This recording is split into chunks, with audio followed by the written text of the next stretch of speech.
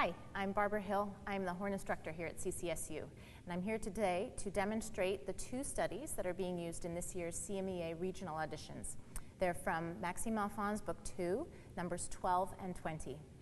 When I teach my students, I always like to start with the basic things that we need to look for in a study, or any piece of music for that matter, as we're learning it. A few of those things are the tempo, the articulations that are used in the piece or the study, as well as dynamics. And in number 12, there are very distinct, specific markings that Maxime Alphon's uses in these three areas.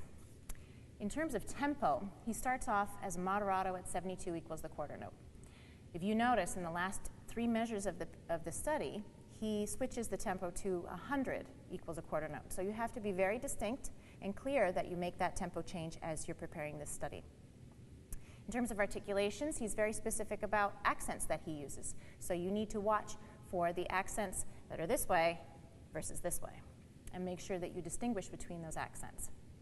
And dynamics, if you look in measures 20 through 24, he has a crescendo written in there that's quite a large crescendo. It goes from piano to fortissimo, and that only happens over 4 measures. So be very clear about where you're going to be going and how you're going to get there. I take the time to write in dynamic markings. So for instance, in measure 20, I have a piano. Measure 21, I have mezzo piano. Measure 22, I have mezzo forte. Measure 23, I have forte, and that gets me up to the fortissimo. So I'm very clear as to where I need to be each measure as we go along. He has the same kind of crescendo at the beginning of the study in measures 4 through 8. So be clear about that as well. It's not as great a dynamic shift, but you still have to watch for it. Here's number 12.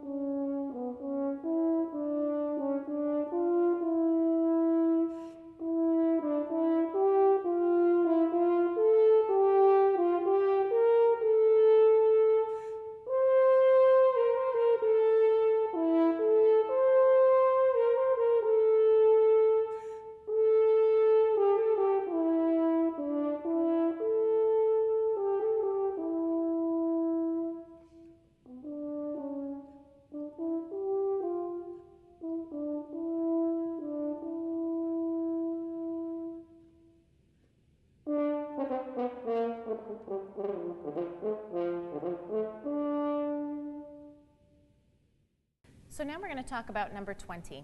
The interesting thing to note about this study is that the tempo that's marked for this one is the same tempo that you ended the previous study with.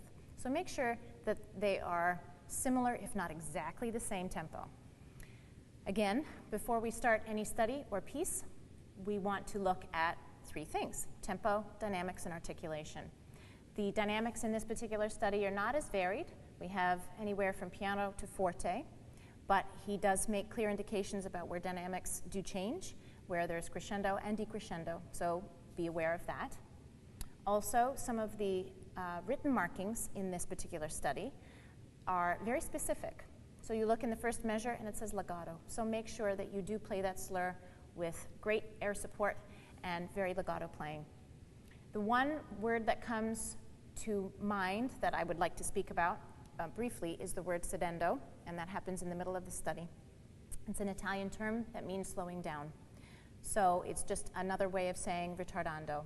But always make sure that you go through and look for words that you don't understand, that you may not have come across before, and find out their meaning so that you go into your practice with a clear mind about what the composer has asked for in this piece.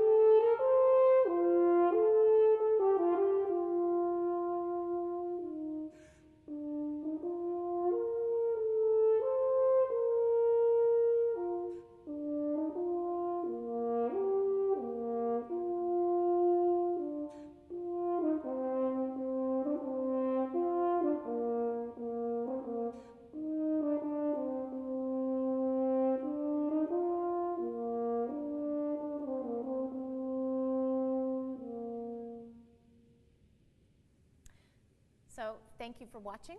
I hope you've been able to take away something about these two studies that you have to prepare for your CMEA regional audition this year. Best of luck and happy practicing.